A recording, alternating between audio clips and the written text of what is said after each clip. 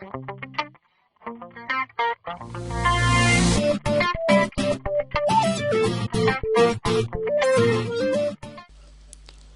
we're looking at rights issues and the effect that they have on share prices. If you remember, when we first started the course, we talked about a company raising capital, and the capital is the amount of money they need to run their business. And they can either go to a bank and get it, but what they can do to float on the market is they want the dollars, which is the capital, and they release shares on the market, and shareholders buy them. What that means is these guys buy them for cash, and the company gets the capital it needs, and these guys become part owners in the company. Now later on down the track, they can't refloat the company because it's already there. So the only way they can get more capital, the only way they can raise more capital, is either go to a bank and borrow the money, which has an interest rate attached to it, which could be nasty, or they could do a rights issue. Now a rights issue are shares offered on a pro rata basis to shareholders. Now pro rata just means like a 1:4 in a ratio. So for every 4 shares you own, you are entitled to 1 at a discount. Okay, so it makes it attractive to shareholders. So you can buy these shares at a discount, and you pay dollars for it. You pay dollars for these rights issues, and the money goes into the company. So therefore they get their capital, they get money to work with, you guys get extra shares, and it all works out well. What tends to happen though is theoretically the market price will drop after a rights issue. Now let's have a look at why this happens. Let's pretend that we've got our 1:4 rights issue. So for every 4 shares you own, you're entitled to get 1 for free. And let's say it's at 50 cents. So it's a 1-for-4 rights issue at 50 cents. So originally you've got these 4 shares that are $1 each. They're trading at $1, which is worth $4. When the rights issue comes out, you've still got your 4 shares that were worth $1, and you've got a 5th one there for 50 cents, which now is worth $4.50. But you've got 5 shares here. So instead of 4 shares, you've got 5, and instead of $4, you've got $4.50 worth. So if you go $4.50 divided by 5, you end up with 90 cents. So what that's done is it's dropped the share price from $1 down to 90 cents because there are more shares on the market. People might think this is unattractive, but you get more shares at a discount. You have a bigger portfolio, so if the shares go up, you've got more scope to making more of a gain. So that's why people do it. So let's have a look at different types of rights issues. There are 2 types that are around. One is renounceable rights. These are the most flexible ones. This is when you can sell the rights to someone else, or you can not purchase them and the company takes them back, or you can take up the rights. The term taking up the rights means to actually buy those rights. The non-renounceable rights are the other version. You only have 2 options for this. You can either take them up, which means buy them, or let them lapse, which means you let the company take them back. So obviously, if a company is going to let out renounceable rights, for you as a shareholder, it gives you more options. You can either buy them, you can sell them to someone else, or give them back to the company.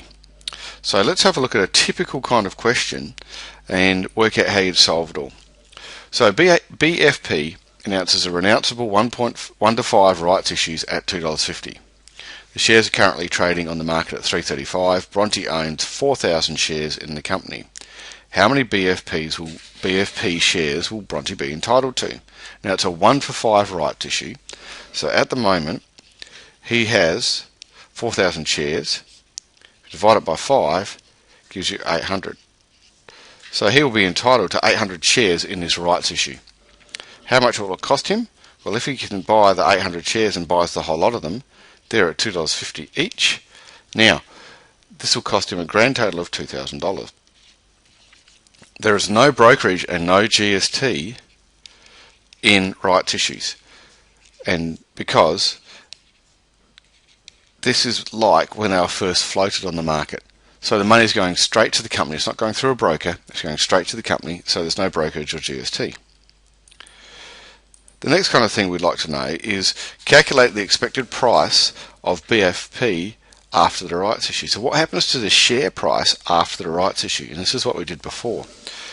So we have currently, you've got 5 shares on the market that are trading at $3.35 each. That's your $3 value. That's the market value.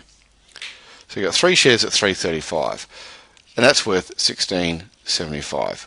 One new rights issue comes out. That's at $2.50, which is at that discount, which means that a grand total of $19.25 worth of shares you have. Now, we have 6 shares now. 5 add 1 is 6. $19.25 is what they're worth. So it drops the share price down to $3.21, which isn't that bad considering that they started at $3.35. So when the rights issue is done, because there are more shares on the market, it waters it down to $3.21, and you as a shareholder has to kind of wear that drop in price. What's the value of a right on the market? So let's think that you might be wanting to sell these rights rather than buy them. What's the value of a right? Well, in that last question we worked out that on the market they're worth $3.21. That's the theoretical share price once the rights issue has been released. They are being sold to other people at $2.50. So the theoretical value of a right is 71 cents. So each of these rights are worth 71 cents. Part E, how much would Bronte get if he sold his rights?